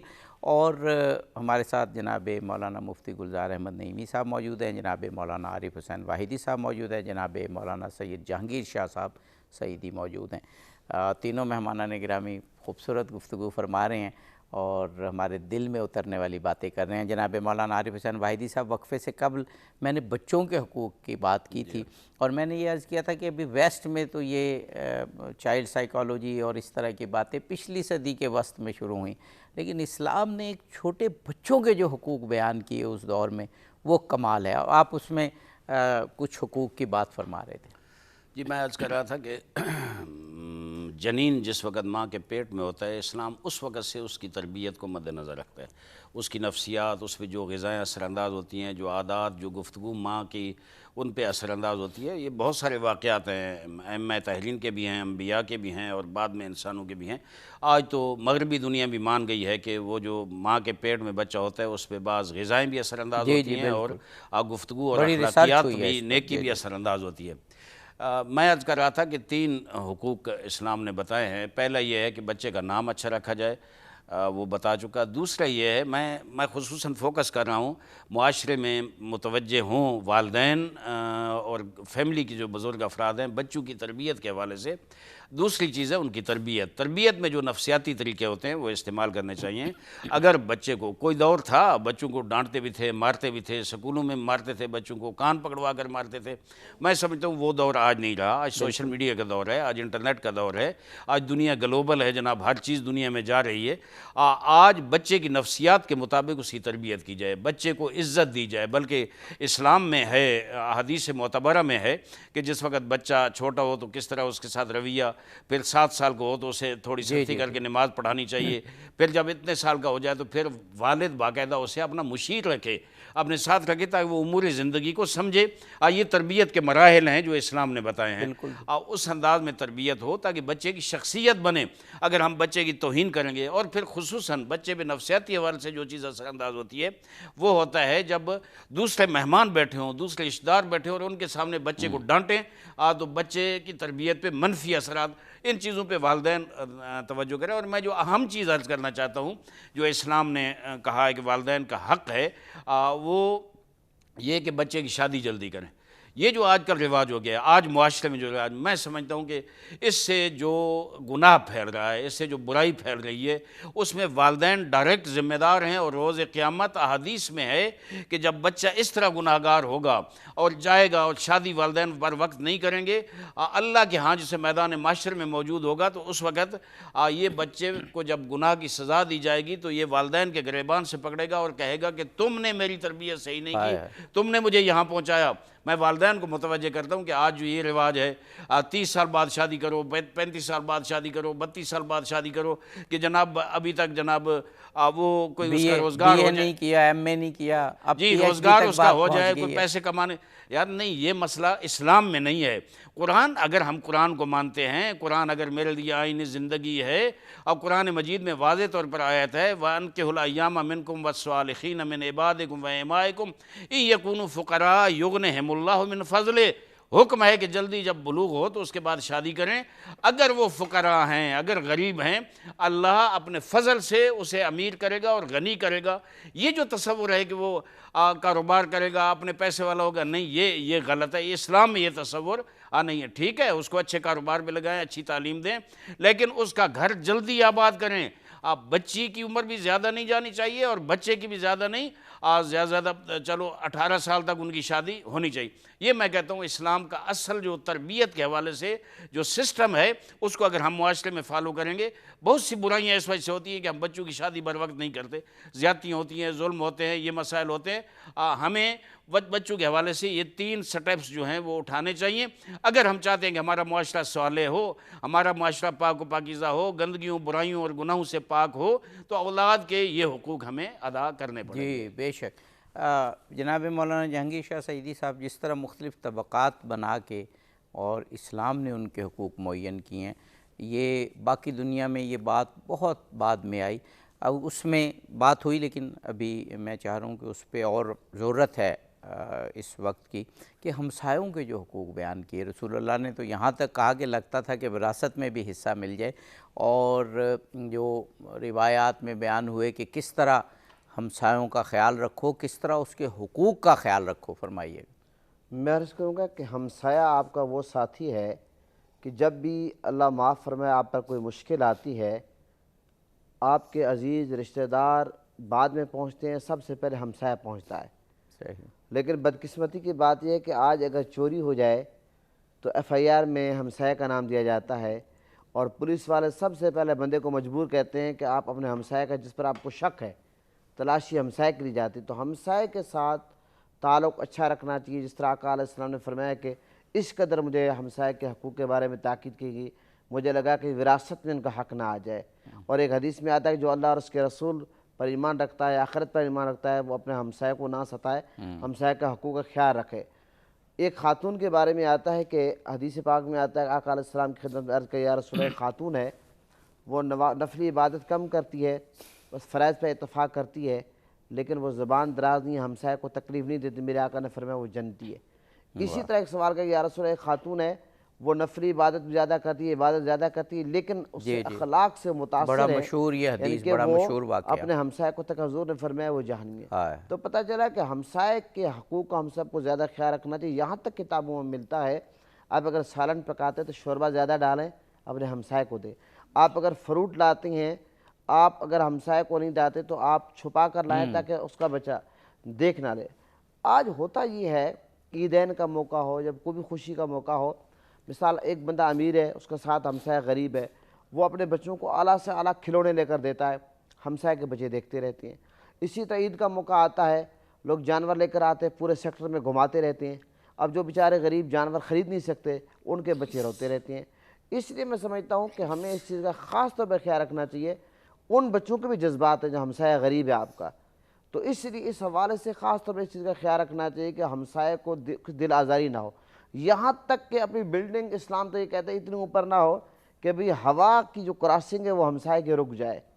آپ ساری رات، مثال آج کل لوگوں کو یہ ہوتا ہے رات کے 3 بجے جاگتے رہتے ہیں، ٹیلی ویژن کھولا ہوا، گھر میں شور مچا رہے ہیں، یہ نہیں دیکھتے کہ ساتھ والا ہمسایہ وہ ڈسٹرب ہوگا۔ تو میں یہ سمجھتا ہوں ہر حوالے سے خیال رکھنا چاہیے کہ ہماری وجہ سے ہمسایہ کے کسی قسم کی تکلیف نہ ہو۔ اگر وہ بیمار ہو جائے ہمیں اس کی عادت کرنی چاہیے، اگر وہ اللہ کو پیارا ہو جائے اس کے جنازے میں جانا چاہیے، اگر وہ قرض تلے دبا ہوا ہم اس کی مدد کر سکتے ہیں، ہم بلکہ مدد یہ آپ جو بیان فرما رہے ہیں یہ روایت حدیث جی، کے یہ الفاظ روایت ہیں۔ میں ملتا ہے باقاعدہ۔ تو جس قدر ہم ہمسایہ کو حقوق کا خیال کر سکتے ہیں ہمیں اتنا ہی کرنا چاہیے۔ ایک بزرگ سے کسی نے پوچھا، ایک بزرگ کے گھر میں بلی تھی، کسی نے مشورہ، چوہے تھے سوری، کسی نے مشورہ دیا حضرت آپ ایسا کریں اپنے گھر میں بلی رکھ لیں تو چوہوں کا خاتمہ ہو جائے گا۔ آج کل ویسے بھی چوہوں والی بات مشہور ہے، ہمارے عمران خان صاحب نے مشہور کی ہوئی ہے۔ تو بزرگ نے کہا مجھے پتہ ہے کہ یہ جو چوہوں ہے، بلی ہے چوہوں کے دشمن ہے، لیکن پرابلم یہ ہے کہ مجھے خدشہ ہے جب بلی گھر میں آئے گی چوہے ہمسائے کے گھر میں بھاگ جائیں گے۔ تو ہمارے اکابر بزرگ اتنا خیال کرتے تھے کہ بھئی چوہے ہمسائے کے گھر نہ جائیں، بلی اس لیے نہیں رکھتے تھے، لیکن آج ہم سب سے زیادہ پریشان ہمسائے کو کرتے ہیں۔ میں سمجھتا ہوں ہمیں ہمسائے کے حقوق کا یہ بہت اسلامی خیال رکھنا تعلیمات کے بالکل خلاف ہے۔ جی جی ضرور۔ کہ ایک جید عالم دین سے میں سن رہا تھا کہ اگر آپ چاہتے ہیں نا ہمسائے اچھے ہوں، اپنی زندگی کے اصول بنا لیں کہ خود اچھے ہمسائے بنیں، انشاءاللہ سارے آپ کے ساتھ اچھے یہ بڑی اہم بات ہے۔ اور دوسرے ہمسائے بھی 40 گھر تک ارد گرد کے، اور اب اگر ہم ایک دوسرے کا خیال رکھنے لگیں ضروریات کا تو واقعی کوئی بھوکا نہ رہے۔ مفتی صاحب ایک اور حق جو اسلام نے انسان کو دیا وہ آزادی کا حق ہے، اور لا اکراہ فی الدین، دین میں کوئی جبر نہیں۔ اس طرح کی آیت یا آیت کا ٹکڑا، یہ اصول شاید ہی ہمیں کسی اور مذہب میں ملے اتنی آزادی کے ساتھ، کہ انسان کو اپنے عقیدے کا حق، اپنے خیالات کا حق، زندگی کو ایڈاپٹ کرنے کا حق عقیدے کے حوالے سے انسان کو اسلام نے دیا۔ تو یہ بھی ایک بہت بڑا اور اس میں اسلام کو اپنی تعلیمات پر کامل یقین ہے کہ جب آزادی سے انسان انتخاب کرے گا تو پھر اسلام سے بہتر مذہب نہیں ملے گا۔ تو یہ لا اکراہ فی الدین والے حق پہ کچھ آپ فرمائیے۔ جی، ایک تو یہاں پہ جو بچوں کے حوالے سے بات کی گئی، جی جی ضرور کیجیے۔ وہ اس میں تھوڑی سی میں ایڈیشن اسی آزادی کے حوالے سے کرنا چاہوں گا۔ بڑا اچھا کویسچن آپ نے کر دیا۔ اچھا، ہمیں بریک لینا ہے، بریک کے بعد آپ کی گفتگو یہیں سے شروع کریں گے۔ ناظرین ہمارے ساتھ رہیے، جلدی واپس آتے ہیں۔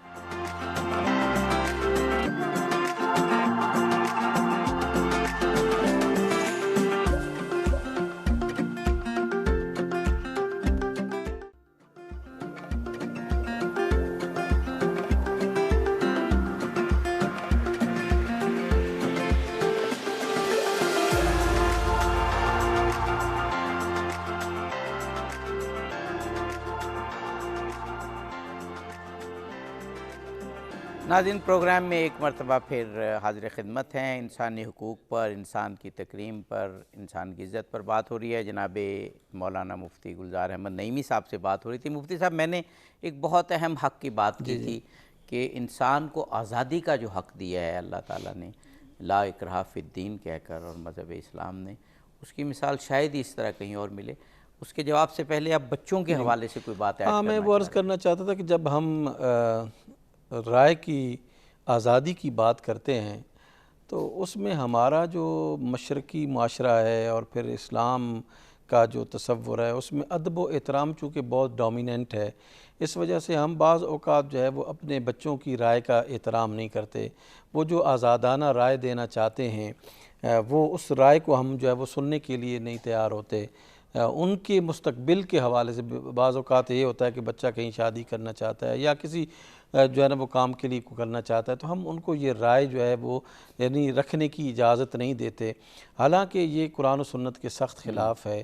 سیدنا ابراہیم خلیل اللہ علیہ الصلوۃ والتسلیم نے ذبح کرنے سے پہلے اللہ کا حکم تھا، خواب جو ہے وہ وہی ہوتی ہے انبیاء کے لیے، اللہ کا حکم تھا، لیکن آپ نے پوری بات سنائی اپنے بیٹے سیدنا اسماعیل ذبیح اللہ علیہ الصلوۃ والتسلیم کو، سنانے کے بعد فرمایا فانظر ماذا تری، آپ کی کیا رائے ہے؟ یعنی ان سے رائے لی کہ اگر تم ولنگ ہو تو تب میں یہ کروں، اگر تمہاری ولنگ نہیں ہے تو میں یہ نہ کروں۔ تو وہ بھی چونکہ پیغمبر تھے تو انہوں نے کہا یا ابت افعل ما تؤمر، جو حکم ہوا ہے وہ کر لیجئے۔ تو میں یہ سمجھتا ہوں کہ قرآن ہمیں کہتا ہے کہ آزادی رائے کے حوالے سے اپنے بچوں کی رائے کا احترام کرنا جو ہے وہ بہت زیادہ ضروری ہوتا ہے، ایک محبت اور احترام کے رشتے جو ہے وہ قائم رہتے ہیں، اور جب تربیت بہترین ہو تو پھر تو کوئی فکر نہیں ہے۔ فکر اچھا، جب آپ نے مذہبی آزادی کی بات کی، دیکھیں اسلام نے کبھی بھی جبراً جو ہے وہ کسی کو اسلام قبول کرنے پر مجبور نہیں کیا ہے۔ ہاں، اسلام کا ایک نقطہ نظر یہ رہا ہے کہ اسلام کو غالب رہنا چاہیے، یعنی جس سوسائٹی میں اور جس جگہ پر اسلام ہے وہ غالب رہے وہاں پر، لیکن یہ نہیں کہا کہ اگر وہاں پر کوئی نان مسلم جو ہے وہ رہنا چاہتا ہے تو اس کو یہاں سے نکال دیا جائے گا، یہاں سے ختم کر دیا جائے گا۔ یہاں سے سپوز کہ پاکستان میں اسلام کے رہنے والے لوگ ہیں تو یہاں پر اجازت نہیں ہے کہ کوئی دوسری اقلیت جو ہے وہ یہاں پہ رہے یا کرسچن یہاں پہ یا ہندو نہیں. اسلام یہ چاہتا ہے کہ اگر اسلام کے اصولوں اور ضابطوں پر عمل کر رہے ہیں، یعنی اسلام کے نگیشن میں کوئی بات نہیں کر رہے ہیں، اسلام کی قوانین کا احترام کیا جا رہا ہے، تو ایک کرسچن کو بھی اسی طرح کا حق حاصل ہے. اس کے جان و مال کا بھی تحفظ اسی طرح ہوگا، اس کی عزت و تکریم کا بھی تحفظ اسی طرح ہوگا جس طرح کے مسلمان. وہ یہ کہتے ہیں نا کہ جہاں پہ ہدایت کے راستے میں کوئی رکاوٹ ڈالتا ہے وہاں اسلام کہتا ہے طاقت کا استعمال. لیکن جہاں پر کوئی ایسا ایریا ہے، کوئی ایسی مملکت ہے جہاں پر ہدایت کی راہ میں کوئی رکاوٹ نہیں بنتا تو لا اکراہ فی الدین، بس اسے پیش کیا جائے گا. آپ اسے مجبور بھی نہیں کر سکتے، یعنی آپ کسی بھی نان مسلم کو مجبور بھی نہیں کر سکتے کہ آپ لازماً جو ہے وہ اسلام کو قبول آپ تبلیغ کر سکتے ہیں، دلائل سے آپ بات کر سکتے ہیں. رسول اللہ کے زمانے میں ایک شخص نے اسلام قبول کیا، وہ بارگاہ رسالت مآب صلی اللہ علیہ وآلہ وسلم میں آیا اور آ کر اپنی پریشانی کو بیان کیا. عرض کیا اللہ کے رسول میں تو اسلام قبول کر چکا ہوں اور میں نے بارہا اپنے بچوں کو مجبور کیا کہ تم بھی اسلام قبول کرو، لیکن وہ اسلام قبول نہیں کرتے. تو آپ صلی اللہ علیہ وآلہ وسلم نے ارشاد فرمایا تمہیں کس نے یہ حق دیا کہ تم اپنے بچوں کو مجبور کرو کہ وہ جو ہے وہ اسلام کو قبول کریں. تو اسلام نے اپنی تعلیمات کا جہاں تک تعلق ہے وہاں پر کسی کو مجبور نہیں کیا. خود رسول اللہ صلی اللہ علیہ وآلہ وسلم نے یعنی تبلیغ کی، انذار فرمایا کہ تم اگر یہ کرو گے تو یہ بشارت ہے تمہارے لیے، اگر یہ نہیں کرو گے تو پھر یہ عذاب ہوگا جو تمہیں. یعنی دونوں پہلوؤں کو اللہ کے رسول صلی اللہ علیہ وآلہ وسلم نے بیان فرما دیا کہ یہ اس کا روشن پہلو ہے اور یہ اس کا ڈارک پہلو ہے. اگر تم دین کو اپناؤ گے تو روشن پہلو کی طرف آؤ گے، اور اگر دین کو چھوڑو گے تو پھر ڈارک پہلو کی طرف جاؤ گے. تو میں یہ سمجھتا ہوں کہ ہمیں بھی، ہمارے علماء کو، ہمارے مبلغین کو یہی رویہ اختیار کرنا چاہیے. بحیثیت انسان سب کی عزت و تکریم، جتنی بھی مینورٹیز یہاں پہ پاکستان میں رہ رہی ہیں ان کی عزت و تکریم کرنا جو ہے وہ ہم پر فرض ہے کہ وہ ہمارے آئین کے نیچے جو ہے وہ یہاں پر رہ رہی ہیں، ہمارے قانون کا احترام کر رہی ہیں. کوئی وائیولیشن جو ہے وہ ہمیں نظر نہیں آتی. پچھلے دنوں ہمارے ہاں NCM میں ہوتا ہوں تو وہاں پہ ایک جو ہے وہ ایک کلپ آیا اور مجھے بڑا افسوس ہوا کہ ایک عالم دین نے کہا کہ فلاں کمیونٹی کو یہاں پہ کوئی حق حاصل نہیں ہے کہ وہ یہاں پہ رہے، وہ جائے فلاں ملک میں فلاں کے پریزیڈنٹ کے جو ہے وہ تلوے چاٹے. یہ بالکل تشدد ہے، یہ انتہا پسندانہ سوچ ہے. دیکھیں وہ آپ کے آئین اور قانون کو مان کر آپ کے ملک میں رہ رہے ہیں اور پرامن شہری کے طور پر جو ہے وہ رہ رہے ہیں. بعض اوقات ان کے ساتھ زیادتیاں بھی ہوتی ہیں اور ان زیادتیوں کو جو ہے وہ ہمیں دیکھنا چاہیے کہ ہم بحیثیت بڑے بھائی کے ان کے ساتھ کیوں زیادتیاں کر رہے ہیں. اگر ان کے مثال کے طور پر ان کی عبادت گاہوں کو جو ہے وہ جلایا جاتا ہے یا اس قسم کی جو وہ یا وہ جو فورسڈ کنورشن ہوتی ہے، یعنی زبردستی کی شادی یا زبردستی مذہب تبدیل کرنا، اس کا اسلام اجازت نہیں دیتا. یہ سندھ میں جو ہے وہ پورے پاکستان میں تو یہ نہیں ہے، سندھ میں جو ہے وہ ہوتا ہے کہ وہاں پر ایک ضرورت ہوتی ہے اس کے تحت وہ ہم نے یہ کہا ہے کہ ہم آپ کے ساتھ کھڑے ہیں. اگر کوئی فورسلی کنورٹ کرتا ہے کسی کو، اپنی مرضی سے کوئی جاتا ہے تو آپ بھی نہ روکیں اس کو.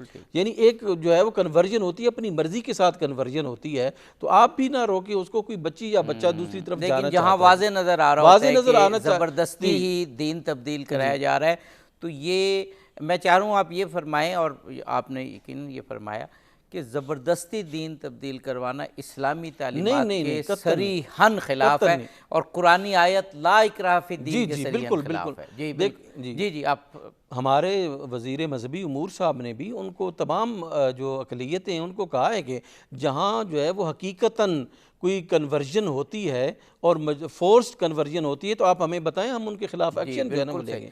جناب مولانا واحدی صاحب قبلہ، اسی موضوع پہ، کیونکہ آپ بھی ایک مذہبی ہونے کے ساتھ ساتھ سیاسی رہنما بھی ہیں، کہ لا اکراہ فی الدین، دین میں کوئی جبر نہیں، تو انسان آزادی کا حق دیتا ہے، فورس کنورشن کو منع کرتا ہے، لیکن بہرحال تبلیغ کی اجازت ہر ایک کو ہے.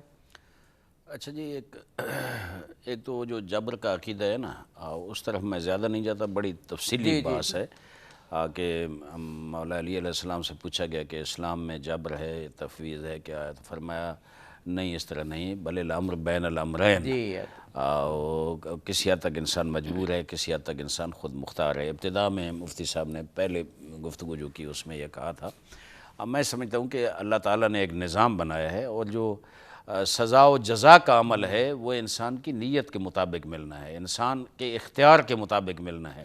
اگر اس پہ جبر کیا جائے آگے تو گردن پکڑ کر کے نماز پڑھنی ہے، تو نے وہ کرنا ہے، اگر اس طرح کیا جائے تو میرے خیال میں پھر اس کا کوئی جی وہ جنت جہنم سزا جہنم جزا کا کا تصور تصور ہی ختم ہو جاتا ہے جائے وہ گا، سارا۔ بالکل صحیح، اس لیے بنیادی اسلام کی تعلیمات میں یہ ہے کہ بہت جبر خوب، نہیں ہے، بہت زبردست، آپ بڑے بڑے اچھے انداز میں، بڑے لاجیکل انداز میں آپ نے بیان جی ہاں، ان کو تربیت کرنی چاہیے، سمجھانا چاہیے صرف۔ اور پھر جو مفتی صاحب نے بیان فرمایا ہے کہ ہمارے ملک میں خصوصاً، ہر ملک میں اس طرح، اسلام ممالک میں اسی طرح ہے انشاءاللہ، ہمارے ملک میں جتنے آباد ہیں، میرا اکثر سے رابطہ رہتا ہے مختلف مذاہب کے، ادیان کے جو لوگ ہیں، غیر مسلم جو ہیں وہ سارے الحمدللہ وہ اکثریت مطلق پاکستان کے قانون کا، آئین کا اور اسلام کا بھی احترام کرتے ہیں۔ جب وہ احترام کرتے ہیں تو میں سمجھتا ہوں یہ انتہا پسندانہ سوچ ہے، یہ واقعاً دہشت گردانہ سوچ ہے، آگے چونکہ وہ غیر مسلم ہیں لہذا جناب دھماکے کرو، انہیں اڑاؤ، انہیں مارو، ان کے چرچ اور ان کے مندر اور ان کو اڑاؤ، میں سمجھتا ہوں اسلام قطعاً اس کی اجازت نہیں دیتا۔ حضور اکرم صلی اللہ علیہ وسلم نے جو میثاق مدینہ وہ دستخط کیا تھا ان کے ساتھ، اس میں واضح طور پر یہ چیزیں موجود ہیں، جو ذمی ہیں، جو اس ملک کے آئین کا احترام کر رہے ہیں، قانون کا احترام کر رہے ہیں، اسلام کی توہین نہیں کرتے، اسلام کے خلاف کام نہیں کرتے، ان کو حق ہے اسی طرح رہیں، اسی طرح ہمارے شہری ہیں جس طرح ہم اس ملک کے معزز شہری ہیں۔ میں اس کے علاوہ ایک چیز، معاشرے میں ایک ٹائم ختم ہو رہا ہے، میں رہ نہ جائے وہ مسئلہ، جی جی ضرور، ماہ مبارک رمضان آ رہا ہے، بہت زیادہ حقوق ہیں، مجھے دکھ لگتا ہے اس وقت جب ہم دیکھتے ہیں کہ افطار کے ٹائم پہ میرے دسترخوان پہ بڑی نعمتیں موجود ہوں، سب کچھ ہو، لیکن میرے ہمسائے میں ایک غریب گھرانہ رہتا ہے، اس کے پاس افطار کے لیے چند کھجوریں اور اچھا کھانا موجود نہیں ہے۔ میں یہ معاشرے کے تمام طبقات سے اور تمام لوگوں سے عرض کروں گا کہ جس وقت آپ دیکھیں کوئی غریب ہے، رشتہ داروں کا پہلے حق ہے، جو غریب رشتہ دار ہیں، دوسروں کا بھی حق ہے، ہمسایوں کا حق ہے۔ اگر اپنے محلے میں، اپنے معاشرے میں دیکھ رہے ہیں کوئی ایسے غریب ہیں تو مہربانی جو اللہ کا حکم ہے اس کے مطابق انفاق کریں۔ یا ایھا الذین آمنوا انفقوا مما رزقناکم، ہم نے جو تمہیں رزق دیا ہے اس سے خرچ کرو، اور یتیم کا حق نہ کھاؤ، بیوہ کا حق نہ کھاؤ، بہنوں کا، بیٹیوں کا حق نہ کھاؤ۔ میراث کے حوالے سے ابھی ایک حکومت پاکستان نے اچھا اقدام کیا خواتین کی میراث کے حوالے سے۔ ہمیں جو علماء دین ہیں اور جو ذمہ داران، میں دیکھتا ہوں معاشرے میں جو زیادتی ہوتی ہے جناب، کہ بہن کو بھائی کہتا ہے کہ تو میراث میں یہ لکھ دے کہ میں نے بھائی کو معاف کر دیا، کیوں؟ تیرے باپ کی جاگیر ہے، اس کے باپ کی نہیں ہے، تو باپ کا وارث بن سکتا ہے، وہ بیٹی جو ہے وہ باپ کی وارث نہیں بن سکتی۔ میرے خیال میں یہ چیزیں جو ہیں معاشرے میں بہت زیادہ ناانصافی اور بے عدالتی ہے، اس پہ ہم کنٹرول کریں۔ اور جو قرآن کا حکم ہے کہ انفقو، جو صاحب حیثیت لوگ ہیں، جو زکوٰۃ دیتے ہیں، جو خمس دیتے ہیں، جو عشر دیتے ہیں، یہ چیزیں ان کو، ان غریبوں کا خیال۔ میں ایک حدیث قدسی کا ایک جملہ میں آپ خدمت میں عرض کرنا چاہتا ہوں، بہت پیارا ہے اور بہت انسان کو ایک شاک لگتا ہے جب یہ جملہ پڑھتا ہے۔ وہ اللہ تعالیٰ ارشاد فرماتا ہے حدیث قدسی میں کہ المال مالی والفقراء عیالی فمن بخل من مالی علی عیالی ادخلہ النار ولا ابالی، ایک دنیا میں جو میں نے رزق تمہیں دیا ہوا ہے وہ میرا ہے، اس کا مالک میں ہوں، تو عارضی مالک ہے، اصل میں مالک ہوں، اور یہ جو فقراء ہیں یہ میرے اہل و عیال ہیں۔ تو جو بخل کرے گا میرے مال سے، میرے اہل و عیال پر خرچ کرنے سے، ادخلہ النار، میں اس کو جہنم میں ڈالوں گا، ولا ابالی، اور پرواہ نہیں کروں گا۔ بہت بڑا ہلا دینے والا جملہ ہے۔ میں یہ سمجھتا ہوں کہ خصوصاً اس چیز کو دیکھ کریں، ساتھ ہمسایہ ہو، معاشرے میں کوئی رہتا ہے آدمی جس کے بچے بیچارے بھوکے ہیں، وہ فروٹ کو ترس رہے ہیں، وہ اچھے کھانے کو ترس رہے ہیں، تو یہ حق ہے ان یتیموں کا، ان بیوگان کا۔ اگر حضور اکرم صلی اللہ علیہ وسلم کی، اہل بیت اطہار کی اور صحابہ کرام کی سیرت دیکھ لیں، اب خلفائے راشدین کے دور میں آپ دیکھیں کہ حاکمان وقت جو ہے وہ رات کی تاریکی میں گلیوں کا دورہ کرتے ہیں۔ حضرت علی علیہ السلام کا واقعہ کہ ایک گلی میں جا رہے ہیں اور گھر سے رونے کی آواز رہی، انسان کو رونا آتا ہے ان مسائل پہ، اور رونے کی آواز آ رہی ہے، دروازہ کھٹکایا تو اس خاتون نے کہا کہ وہ بچے جو ہے وہ رو رہے تھے، اب میں نے انہیں سلا دی ہے، تسلی دی ہے، اور میں نے ایک ہانڈی میں پانی رکھ کر اسے گرم کرنا شروع کیا، اور انہوں نے کہا ہے کہ پک جائے گا تاکہ وہ سو جائیں۔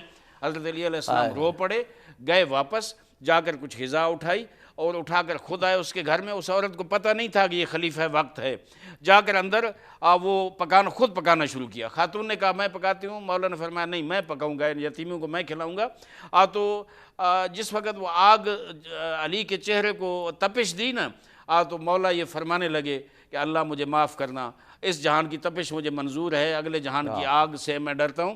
اس وقت اس خاتون نے پوچھا، اسے پتہ چلا کہ یہ علی مرتضیٰ علیہ السلام ہے۔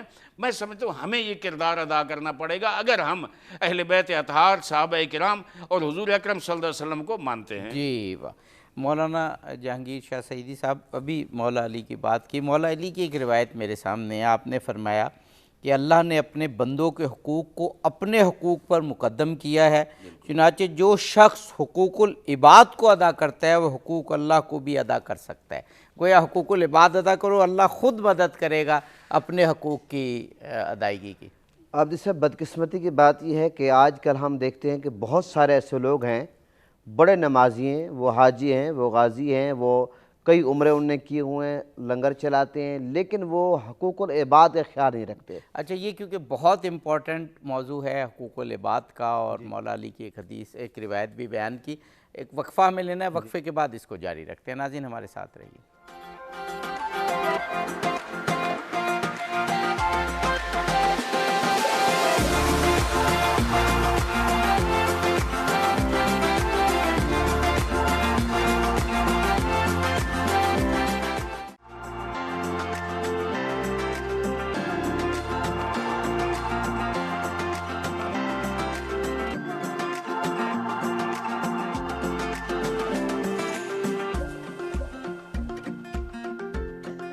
ناظرین، پروگرام میں ایک مرتبہ پھر حاضر خدمت ہیں۔ انسانی حقوق کے حوالے سے، انسان کی کرامت، تکریم، عزت کے حوالے سے گفتگو ہو رہی ہے۔ وقفے سے قبل جناب مولانا جہانگیر شاہ صاحب سعیدی، میں نے آپ سے بات کی تھی کہ ایک روایت مولا علی کی پڑھی تھی کہ اللہ فرماتا ہے کہ حقوق العباد ادا کرو، حقوق العباد مقدم ہے، حقوق اللہ کی ادائیگی کے لیے خود اللہ مدد فرمائے گا۔ جی میں یہ عرض کر رہا تھا کہ جو بندے کے حق نہ ادا کرے وہ اللہ کے حقوق کیسے ادا کرے گا؟ بالکل صحیح۔ بات یہ ہے کہ جب ہم حقوق العباد اور حقوق اللہ کا بہت سارے لوگوں کو فرق کا پتہ ہی نہیں ہے۔ پہلے تو ہمارے ناظرین کو یہ ذہن نشین کر لینا چاہیے، حقوق اللہ جو ہیں وہ نماز، روزہ، حج، زکوٰۃ، یہ اللہ کے حق ہیں، بے شک، اور حقوق العباد جو ہے بندوں کے حقوق ہیں۔ بے شک، بے اور اس پر جو قانون ہے، اللہ چاہے تو اپنے حقوق معاف کر دے، چاہے نہ کرے، لیکن حقوق العباد کا قانون یہ ہے کہ جب تک بندہ معاف نہ کرے اس وقت تک اللہ معاف نہیں کرتا۔ یہ ہمیں اس چیز کا خاص طور پہ خیال رکھنا چاہیے کہ آج لوگ گالم گلوچ، کسی کا دل دکھانا، کسی کا مال کھانا، کسی پر ظلم کرنا، لوگ اس کو کچھ سمجھتے ہی نہیں ہیں۔ لوگ یہ سمجھتے ہیں کہ ہم نماز پڑھ رہے ہیں ہمارا کام ہو جائے گا، اس لیے نماز پڑھ رہے ہیں وہ حقوق اللہ ہے۔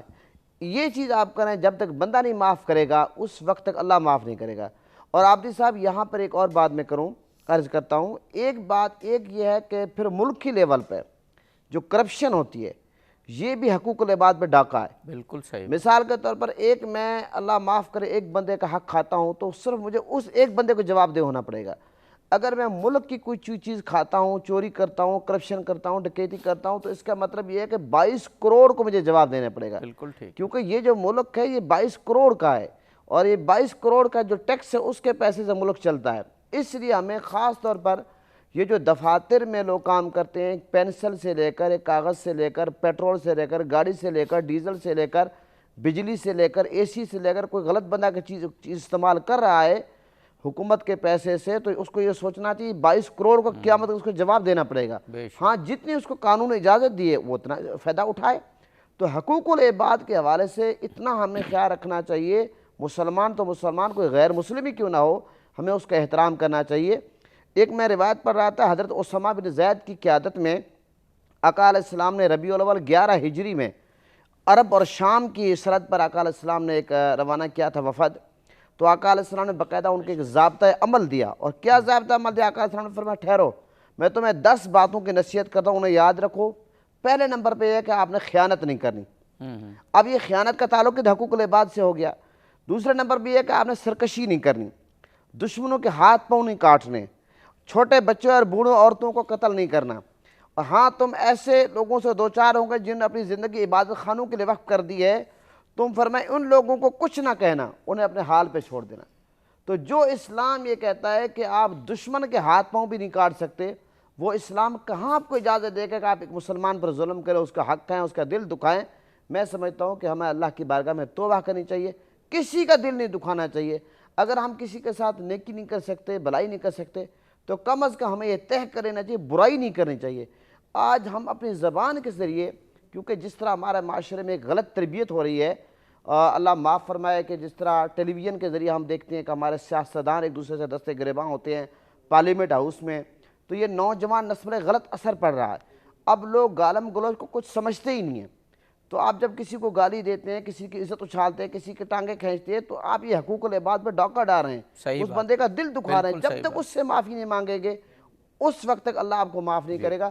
اس لیے ہمیں اپنی زبان کو کنٹرول میں رکھنا چاہیے. یہ زبان ہے جنت میں بھی لے جاتی, یہی دوزخ میں لے جاتی. ہم اپنی زبان پہ کنٹرول کریں گے, اس زبان سے کسی پر الزام تراشی نہیں کریں گے, بہتان نہیں لگائیں گے, اور کسی پر کیچڑ نہیں اچھالیں گے, تو یقیناً اللہ بھی ہم سے راضی ہوگا, رسول بھی راضی ہوگا. جب ہم حقوق العباد کی پاسداری کریں گے تو یقیناً ہم حقوق اللہ کا خیال رکھیں گے. جناب مفتی صاحب, اب ہمارے پاس 3-4 منٹ ہی ہیں اپنے تمام معزز مہمانوں کے لیے. ایک بات جو ابھی جس کی طرف اشارہ کیا, وہ اگر نہ ہو تو تشنہ رہ جائے گی یہ گفتگو, کہ جیسے اللہ کے حقوق ہیں, بندوں کے حقوق ہیں, انسان کے اپنے بھی حقوق اپنے اوپر ہیں. اور امام زین العابدین علیہ السلام نے تو پورے رسالے میں آنکھ کا حق, کان کا حق, جسم کا حق, تو انسان کو اپنے حقوق بھی ادا کرنے چاہیے. آنکھ سے وہ کام لے جس کے لیے اللہ نے اس کو وہ یہ نعمت دی ہے, کان سے وہ کام لے کہ جو اللہ چاہتا ہے, اپنے جسم کا بھی خیال رکھے, اپنے بھی حقوق کا خیال رکھے. جی, یہ بڑی اہم بات ہے, اور میں یہ سمجھتا ہوں کہ اللہ سبحانہ و تعالیٰ نے یہ جو جسم ہے یہ ہمیں بطور امانت عطا فرمایا ہے. بے شک. یہ کوئی ہماری اپنی ملکیت نہیں ہے. یہ جو زندگی ہے یہ حیات مستعار ہے جو اللہ نے ہمیں عطا فرمائی ہے.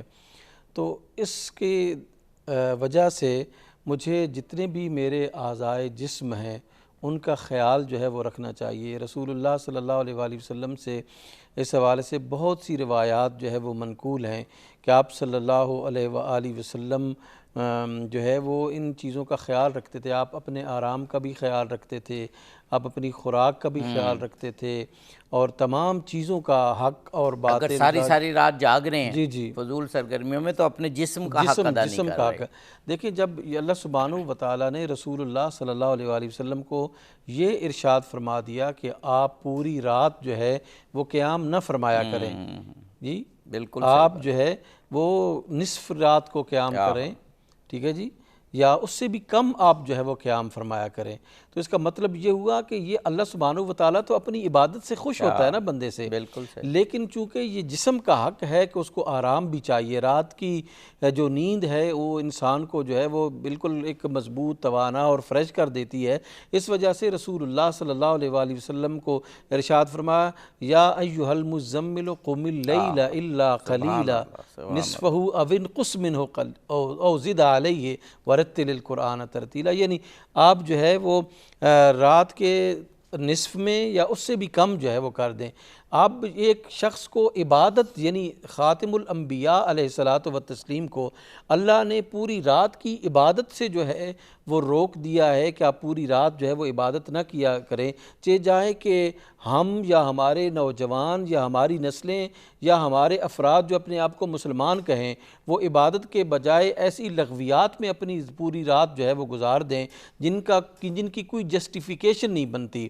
کہ اللہ سبحانہ و تعالیٰ جب قیامت کے دن, دیکھیں نا, مسلمان کا ایک عقیدہ ہے کہ قیامت کو اللہ سبحانہ و تعالیٰ اس کے ہر عمل کے بارے میں اس سے پوچھے گا.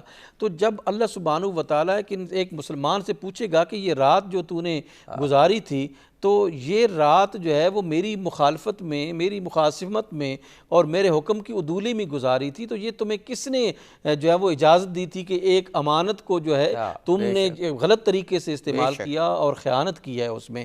تو میں یہ سمجھتا ہوں کہ ہمیں ان چیزوں کے بارے میں جو ہے وہ بہت زیادہ توجہ کرنی چاہیے, اور بطور خاص اپنے آپ کو جو ہے وہ ایسا ہلکان نہیں کرنا چاہیے. بطور خاص دیکھیں, ایک انسانی جسم کے اندر اللہ نے جیسی حرص اور لالچ لالچ رکھی ہے، اس حرص اور لالچ کو بھی اس طرح نہیں کہ وہ تمہارا جسم، تمہاری آنکھیں ختم ہو جائیں، تمہارے دانت ختم ہو جائیں، تمہارے ہاتھوں سے قوت چلی جائے، دولت دنیا کے تم پیچھے اس طرح جو ہے وہ جیسے آپ پڑ نے جاؤ۔ فرمایا نا کہ انسان کی جان بھی امانت ہے، جی جی، اور اسی لیے اسلام میں خودکشی کو خودکشی کو بالکل صریحاً حرام قرار دیا ہے۔ یعنی اپنی جان بھی جی جی، انسان نہیں لے سکتا، نہیں سکتا، بے شک بے شک۔ جناب مولانا عارف حسین واحدی صاحب، اسی موضوع کو اگر آگے بڑھائیں کہ جہاں اللہ کے حقوق ہیں، بندوں کے حقوق ہیں، و اپنے خاندان کے بھی حقوق ہیں، وہ بھی آدمی کو مد نظر رکھنے چاہیے۔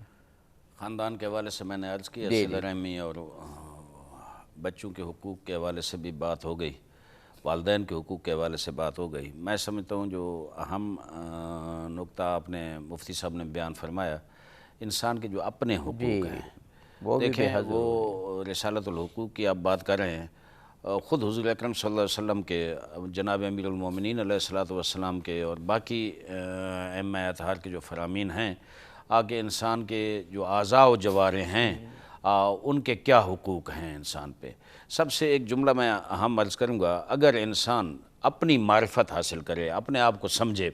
میں یہاں عرض کروں گا کہ معاشرے میں بعض لوگ ایسے ہیں جن میں ایک صلاحیت ہے، قابلیت ہے، لیکن مختلف بھول بھلیوں میں اور پریشانیوں میں اور زندگی کی مشکلات میں اس طرح گم ہیں کہ وہ اپنی صلاحیت کو سمجھتے ہی نہیں ہیں، اپنی قابلیت کو سمجھتے ہی نہیں کہ میں یہ کام کر سکتا ہوں، اور اس لیے وہ معاشرے میں ذلیل ہو رہے ہیں، رسوا ہو رہے ہیں۔ اگر اپنے آپ کو انسان پہچانے کہ میں کون ہوں، میرے اندر کیا قوت ہے، میرے اندر کیا قابلیت ہے، کیا صلاحیت ہے، میں کیا کام کر سکتا ہوں، بڑے حوصلے اور پازیٹیو انداز میں آگے بڑھے، میں سمجھتا ہوں اس معاشرے میں وہ کامیاب ہوگا۔ حضرت علی علیہ السلام بھی ارشاد فرماتے ہیں، من عرف نفسہ فقد عرف ربہ، جو اپنے آپ کو پہچان لے، اپنی صلاحیتوں کو پہچان لے، اپنے حقیقت کو پہچان لے، وہ انسان کامیاب ہوگا۔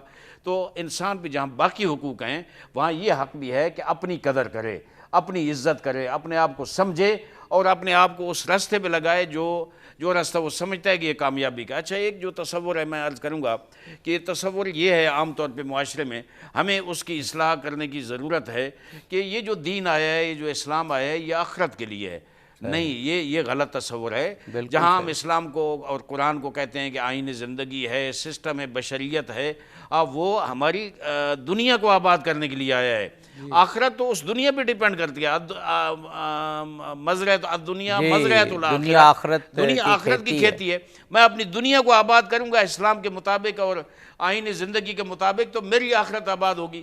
اگر میں اپنی صلاحیتوں کو نہ جانوں، اپنی صلاحیتوں کو استعمال نہ کروں، اپنے جو حقوق ہیں وہ میں استعمال نہ کروں، میرے خیال میں دنیا میں ناکام ہوں گا، اور دنیا میں ناکام ہوں گا تو آخرت میں بھی ناکام ہوں گا۔ یہاں میں ایک مثال دینا چاہتا ہوں۔ اگر ایک انسان یہ سمجھتا ہے کہ میں مصلی پہ بیٹھ کر میں تسبیح پڑھتا رہوں گا، میری یہی عبادت ہے، میرے خیال میں یہ آئندہ جنت کی امید نہ رکھے۔ بے شک نمازیں پڑھے، بے شک تہجد پڑھے، لیکن اگر دنیا میں اس نے اپنی صلاحیتوں کو جو اللہ کی ودیت کردہ ہیں ان کو استعمال نہ کیا، اپنی قابلیت کو استعمال نہ کیا، معاشرے میں وہ کردار ادا نہ کیا جس کے لیے اللہ نے اسے خلق کیا ہے، تو وہ آخرت میں کیا توقع رکھتا ہے؟ اللہ نے اس لیے خلق نہیں کیا کہ تو مصلی پہ بیٹھ کے عبادت کرتا رہے اور تو کہے کہ تو پھر بڑا لالچی ہے، آگے فقط یہ جنت میں جانے کے لیے نہ تو بیوی خدمت کرتا ہے، نہ اولاد کا خیال رکھتا ہے، نہ معاشرے کا خیال کرتا ہے، نہ خاندان کا، نہ ہمسائے کا، کسی کے حقوق کا خیال نہیں رکھتا، اپنی صلاحیتوں کو بھی استعمال نہیں کرتا، تو پھر تو خلق کیوں ہوا ہے، تو آیا کیوں ہے؟ تو میں یہی گزارش کروں گا جوانوں سے، اپنی صلاحیتوں پہ بھروسہ کریں اور اپنے آپ کو بھرپور انداز میں ایکٹیو کریں، پازیٹیو انداز میں، شیطان کے راستے پہ نہیں۔ انٹرنیٹ ہے آج موجود، اس کو منفی طریقے سے استعمال نہ کریں، اس کو پازیٹیو انداز میں استعمال کریں۔ ہمارے پاس 1 سے 1.5 منٹ ہے جناب مولانا جہانگیر شاہ سعیدی صاحب، پورے پروگرام کو آپ وائنڈ اپ کر دیجئے، خلاصہ پیش کر دیجئے۔ میں عرض کروں گا کہ بہت سارے ماشاءاللہ یہ جو حقوق العباد کا ٹاپک ہے، انسانی حقوق کا، اس پر تفصیل سے بات ہو چکی ہے۔ خواتین کے حقوق کے حوالے سے اور بیٹیوں کے حقوق کے حوالے سے ایک بات میں یہ عرض کروں گا کہ آقا علیہ السلام نے بیٹیوں کو بھی بہت زیادہ حقوق دی ہیں، یہاں تک کہ آقا علیہ السلام کی ولادت سے پہلے آپ جانتے ہیں کہ عرب میں بیٹیوں کو زندہ دفن کیا جاتا تھا، جس کے ہاں بیٹی پیدا ہوتی تو زندہ درگو کیا جاتا تھا۔ لیکن آقا علیہ السلام نے جس طرح خواتین کو حقوق دیے ہیں وراثت سے لے کر ہر معاملے میں، اور سب سے جو بڑی بات یہ ہے کہ آقا علیہ السلام نے سیدہ کائنات کو جو حقوق دیے ہیں، حضرت بی بی فاطمہ الزہرا السلام علیہ جب تشریف لاتی تھی تو آقا علیہ السلام ان کا پروٹوکول ان کو دیتے تھے، ویلکم کرتے تھے، استقبال کرتے تھے. جب آقا علیہ السلام تشریف لے جاتے تھے سیدہ کائنات استقبال کرتی تھی.